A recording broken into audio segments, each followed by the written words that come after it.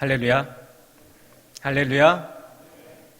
예, 여러분을 뵙게 돼서 참 반갑습니다. 저는 앞에서 목사님이 소개해 주신 것처럼 삽교교회에서 목회하고 있는 이성원 목사입니다.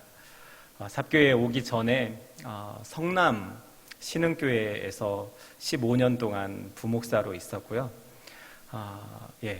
처음으로 담임 목회를 나와서 1년 동안 삽교에서 우리 성도들과 함께 즐거운 마음으로 또 신앙생활을 하고 또 교회를 이루어가고 있습니다.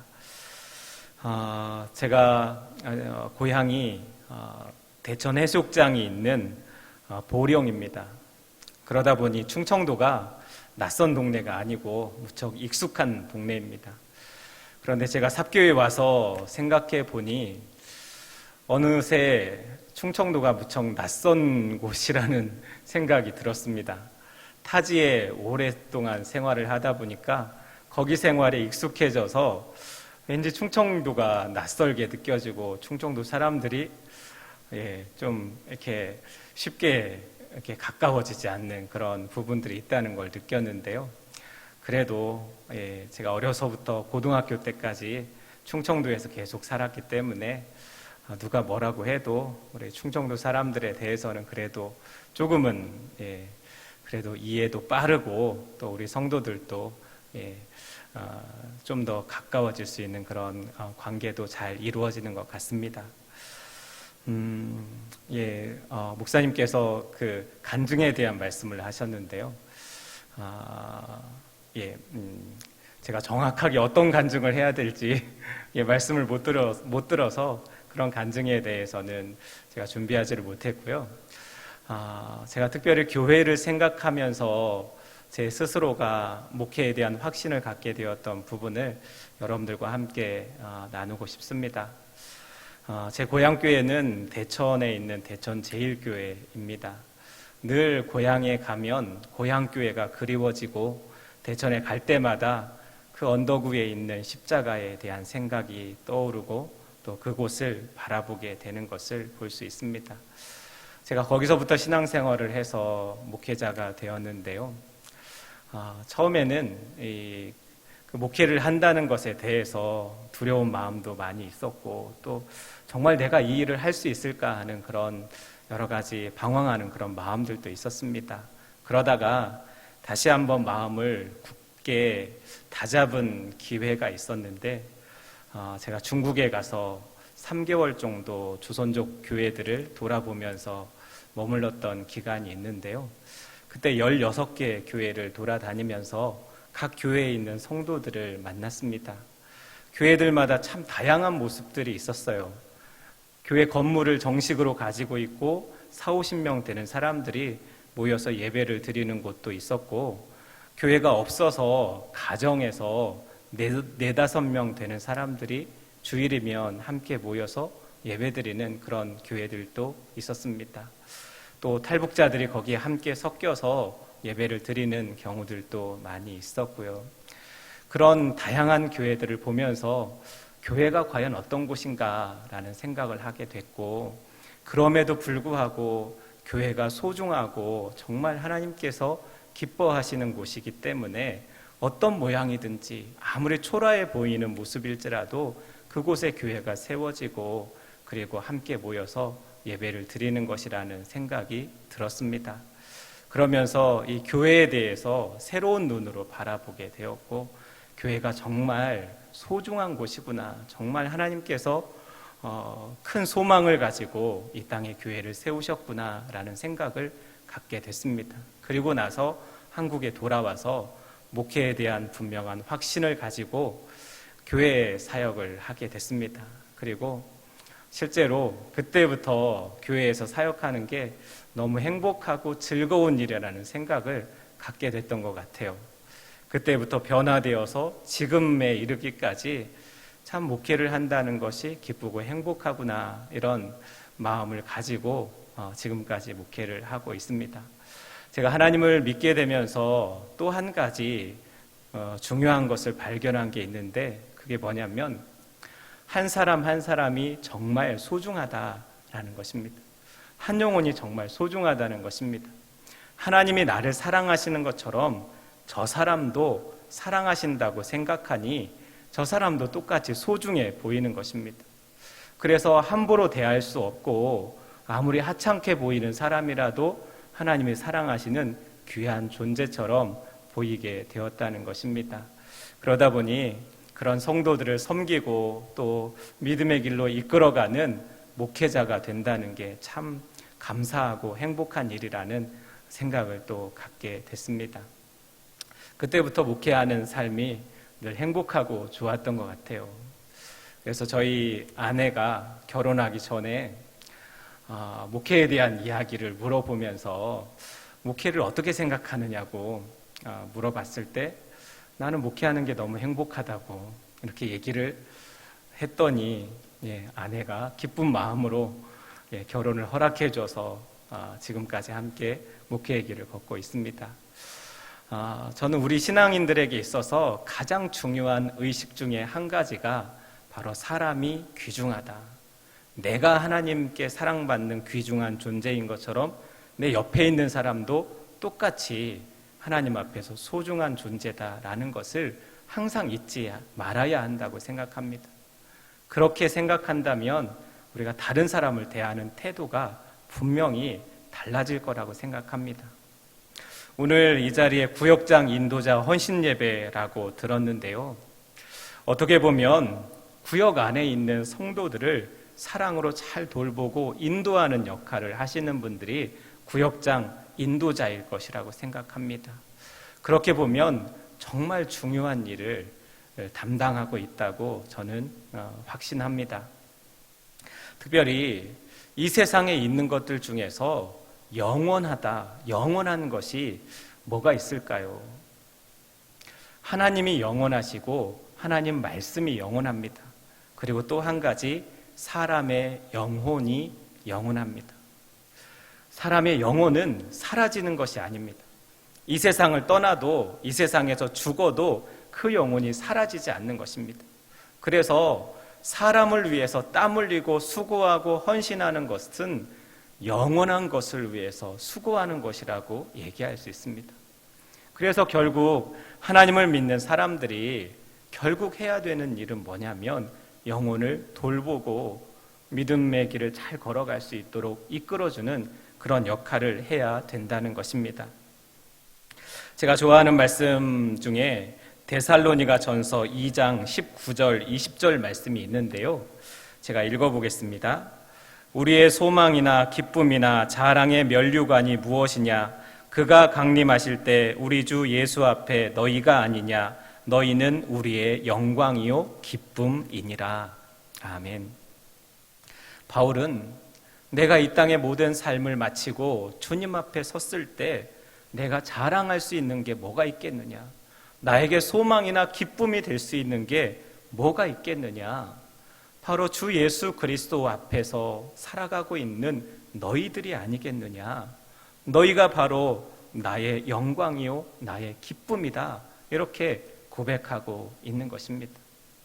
우리의 삶이 다 하고 나서 하나님 앞에 갔을 때 우리가 내놓을 수 있는 것도 이 세상에서 누리던 물질도 아니고 명예도 아니고 무슨 높은 어떤 그 직업도 아닙니다. 오직 나를 통해서 예수 그리스도를 믿고 나를 통해서 다시 일어나고 나를 통해서 다시 믿음의 길을 회복한 그 사람들의 영혼이 우리가 주님 앞에서 내놓을 수 있는 것이라는 것이죠. 그런 의미에서 본다면 구역장 인도자들의 역할은 매우 중요하다고 할 수 있습니다. 귀한 사명을 맡은 여러분들을 축복하고 또 최선을 다해서 이 귀한 사명을 잘 감당하시는 여러분들이 되시기 바랍니다. 오늘 저는 본문 말씀을 중심으로 해서 하나님과 동행하는 사람이라는 제목으로 말씀을 나누려고 합니다. 사실 우리가 누군가를 잘 섬기기 위해서 먼저 필요한 게 뭐냐면 내가 먼저 믿음에 굳건히 서는 것입니다. 내가 흔들리면 아무것도 할 수 없기 때문에 그렇습니다. 아무리 구역장 인도자가 있다고 해도 그분들이 먼저 흔들리면 구역 식구들을 누가 붙들어 줄 수가 없는 것이죠. 그래서 구역장 인도자들이 먼저 흔들림 없는 믿음에 굳건히 서는 게 우선입니다. 그리고 나서 다른 사람들을 도와줄 수 있고 다른 사람들을 이끌어 줄 수 있는 것이죠. 그런데 나의 믿음을 굳건하게 지키기 위해서 반드시 필요한 것이 바로 하나님과 동행하는 것입니다. 여러분은 믿음 생활을 뭐라고 생각하십니까?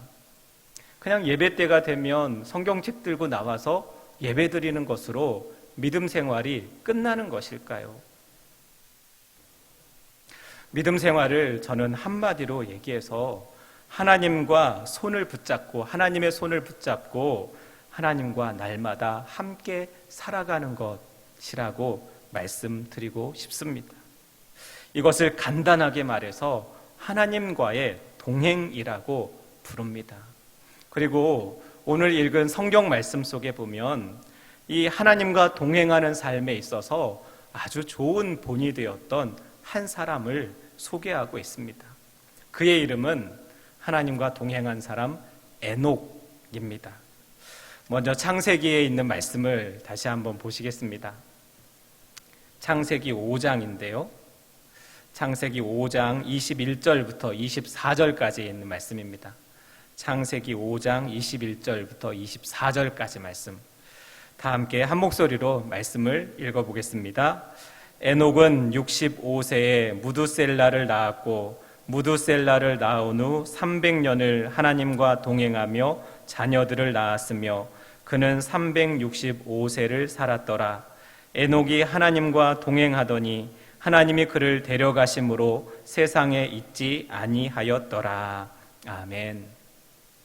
이 말씀에 보면 에녹이 무두셀라를 낳은 후에 300년을 하나님과 동행하였다 이렇게 말씀했습니다. 여기서 동행한다는 말은 원어의 의미로 보면 함께 일행이 되어 걷는다라는 뜻입니다. 그러니까 하나님과 동행한다는 말은 하나님과 일행이 되어 함께 인생을 살아가는 것, 그것이 하나님과의 동행입니다.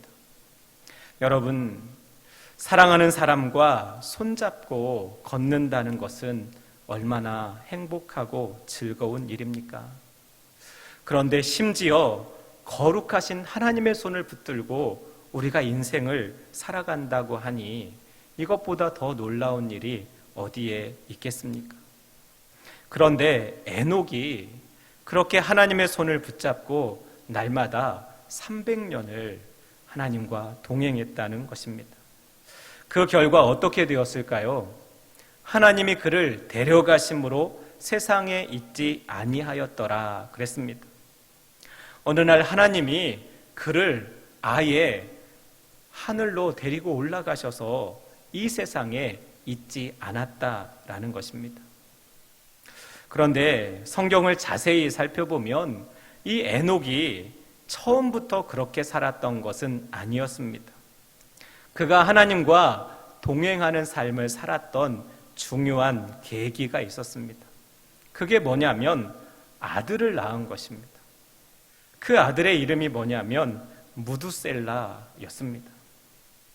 그럼 왜 아들을 낳은 것이 하나님과 동행하는 계기가 되었을까요?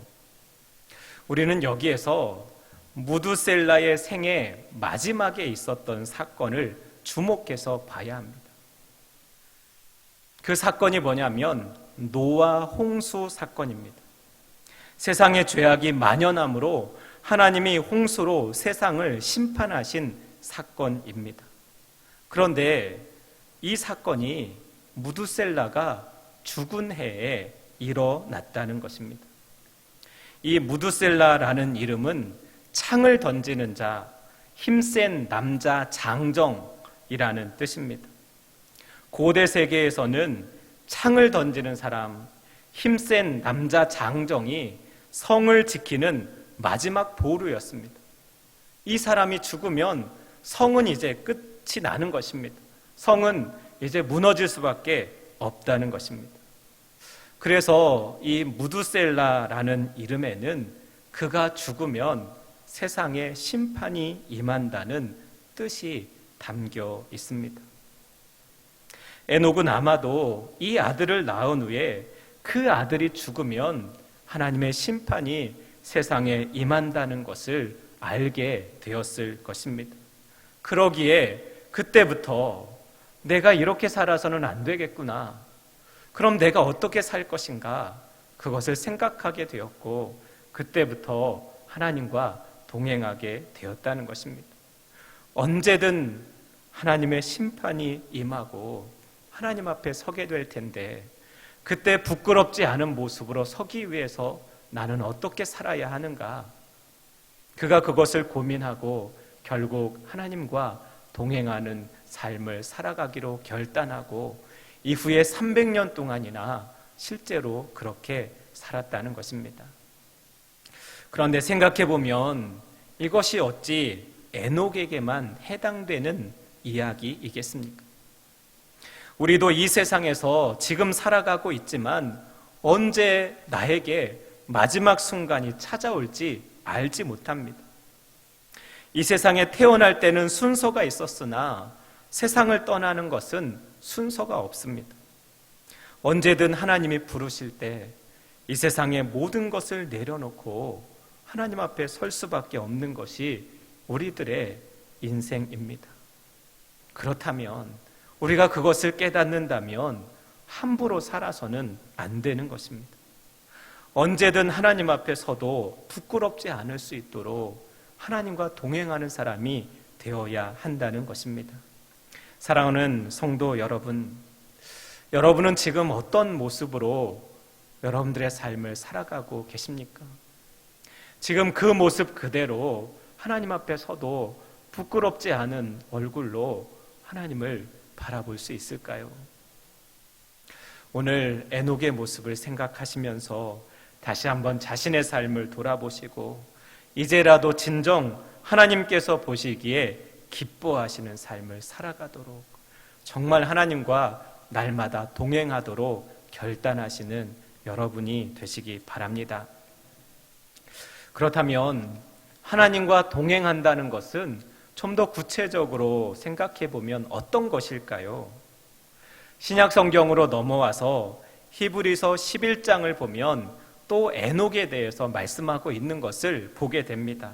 그 말씀 중에서 5절 말씀, 히브리서 11장 5절 말씀 함께 살펴보도록 하겠습니다. 히브리서 11장 5절 말씀입니다. 다 함께 한 목소리로 말씀을 읽겠습니다. 믿음으로 에녹은 죽음을 보지 않고 옮겨졌으니 하나님이 그를 옮기심으로 다시 보이지 아니하였느니라.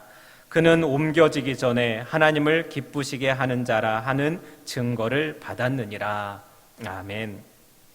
이 말씀에 보면 에녹이 죽음을 보지 않고 하나님께로 옮겨졌다라고 했습니다. 하나님이 그를 데려가셔서 이 세상에서 죽음을 보지 않고 곧바로 하늘로 올라갔다는 것입니다. 그런데 그가 하늘로 옮겨지기 전에 어떤 사람으로 인정받았다고 했습니까? 하나님을 기쁘시게 하는 자라 하는 증거를 받았느니라 그랬습니다. 이렇게 본다면 하나님과 동행한다는 것은 다른 말로 얘기하면 날마다 하나님을 기쁘시게 하는 삶을 살아가는 것이다. 이렇게 말할 수 있는 것입니다. 실제로 그렇습니다.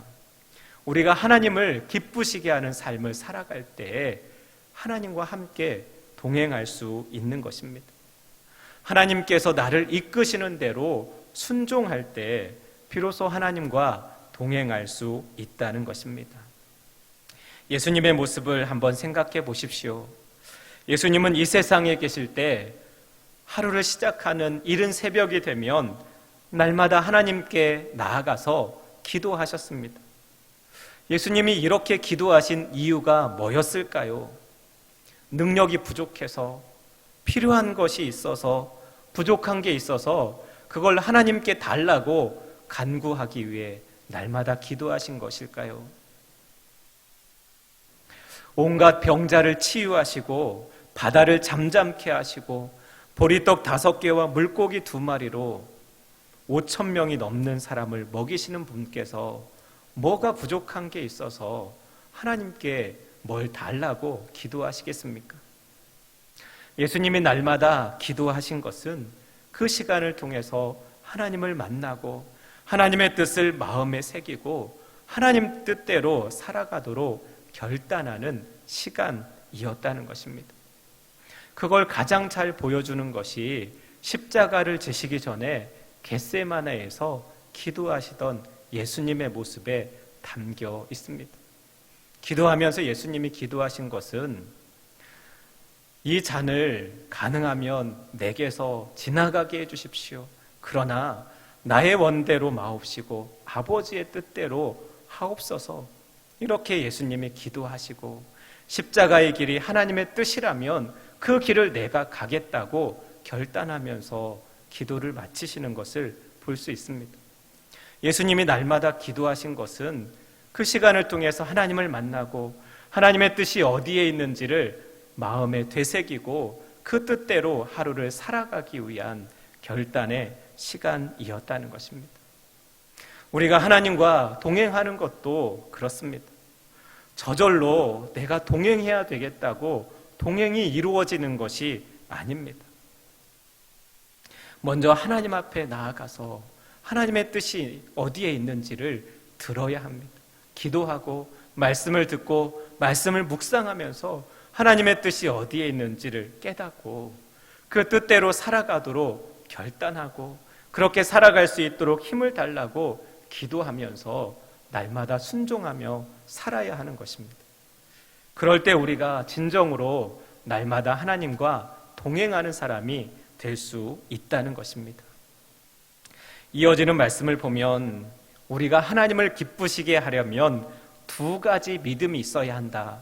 2가지를 믿어야 한다. 이렇게 말씀합니다. 히브리서 11장 6절 말씀인데요. 함께 읽어보겠습니다.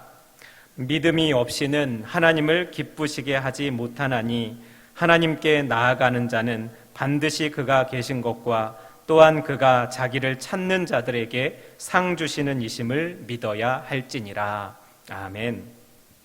이 말씀에 보면 우리가 하나님을 기쁘시게 하려면 믿음이 있어야 한다 이렇게 말합니다. 그런데 무엇을 믿어야 하는 것일까요? 먼저 그가 계신 것을, 하나님이 계신 것을 믿어야 한다 그랬습니다. 하나님이 실제로 지금도 살아계시고 우리가 하나님 앞에 있음을 믿어야 한다는 것입니다.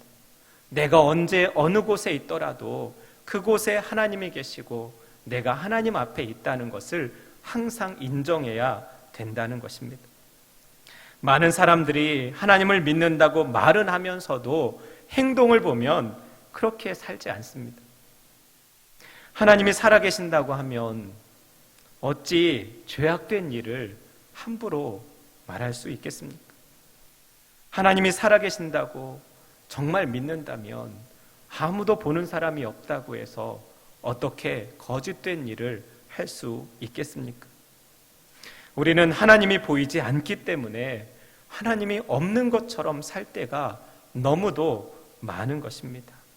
그러나 우리가 믿는 것은 무엇입니까? 우리는 살아계신 하나님을 믿습니다.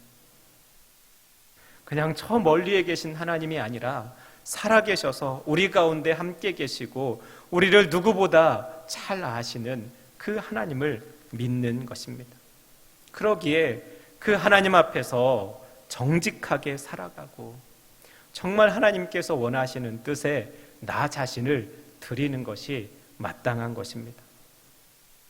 우리가 또 한 가지 믿어야 될 것은 그가 하나님이 자기를 찾는 자들에게 상 주시는 이심을 믿어야 할지니라 그랬습니다.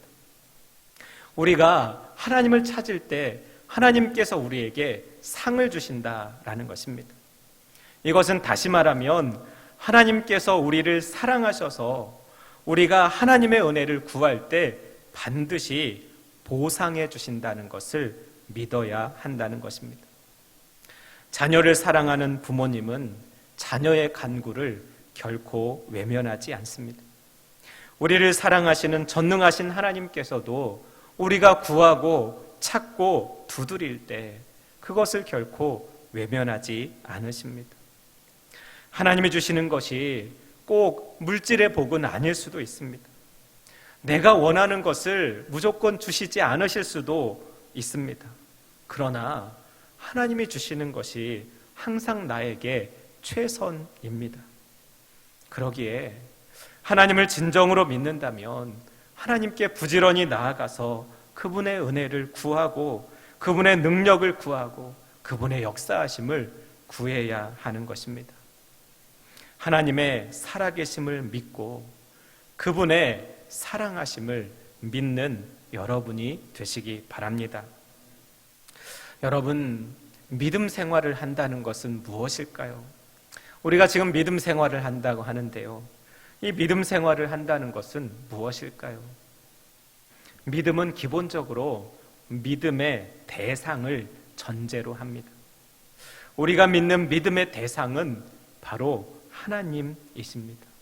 그러기에 믿음 생활에 있어서 가장 중요한 것은 그 하나님과 나의 관계입니다. 이미 하나님께서는 자신의 독생자를 희생하시면서까지 우리들에게 놀라운 사랑을 베풀어 주셨습니다. 이제는 우리가 그 하나님께 응답해야 하는 것입니다.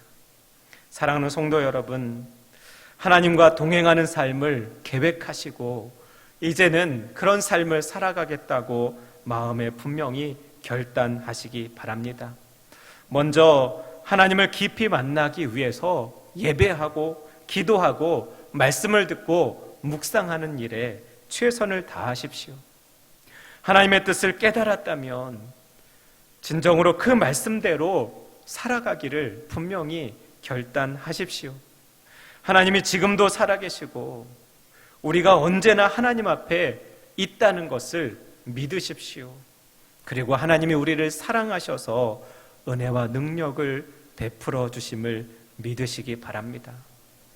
하나님과 날마다 동행할 때 흔들림 없이 믿음에 굳건히 설 수 있는 것입니다. 이 사실을 다시 한번 마음에 굳게 새기고 진정 하나님과 동행하는 사람이 되도록 결단하고 변화되고 자신을 더욱 훈련해 가시는 성도 여러분이 되시기 바랍니다. 하나님과 동행하는 삶을 통해서 진정한 믿음의 사람으로 굳건히 서서 누가 와서 기대고 설 수 있도록, 그리고 그 어떤 사람도 믿음의 길로 잘 이끌어줄 수 있도록 자신을 굳게 세우고 또 하나님을 위해서 한 영혼 한 영혼을 기쁨으로 잘 섬기시는 성도 여러분이 되시기 바랍니다. 함께 기도하시겠습니다. 이 시간에 하나님이 주신 말씀 앞에 결단하는 마음을 가지고 잠시 기도하는 시간을 갖도록 하겠습니다. 여러분의 삶은 하나님이 보시기에 어떤 삶입니까?